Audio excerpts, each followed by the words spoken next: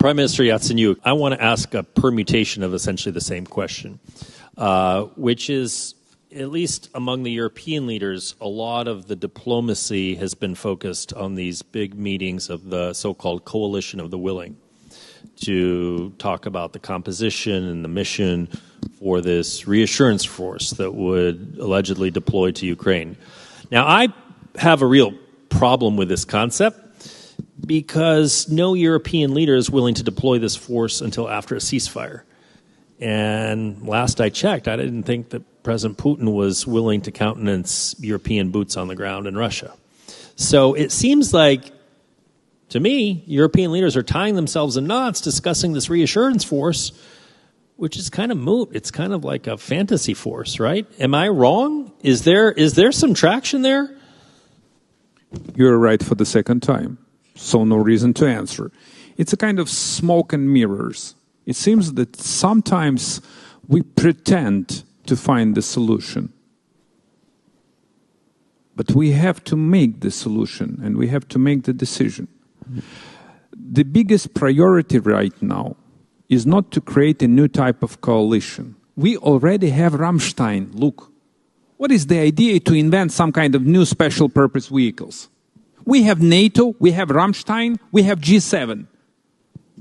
So let's use the tools that are in our hands. You've asked about Americans. Mike, here is the thing. I believe that we desperately need Americans on board. Desperately. Whether the EU can handle this war? Yes, it can. But I am not sure as effective alone.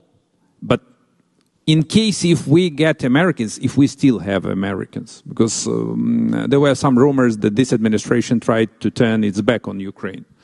So I don't believe these rumors. At least let's do our best to have them in full support of Ukraine.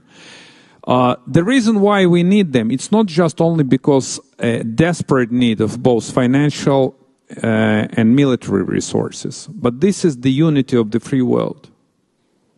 If Putin and Xi succeeds in driving a wedge between the EU and the United States, God knows what's going to happen to NATO.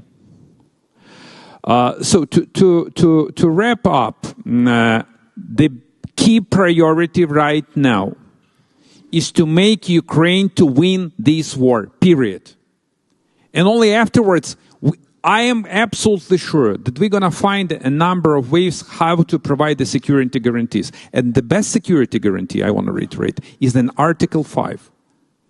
Article 5 of Washington Treaty, even despite the fact that the incumbent administration is skeptical, you have the vibrant democracy, and we still have a legally binding obligation of NATO member states issued in 2008, where that clearly states that Ukraine is to become a NATO member state.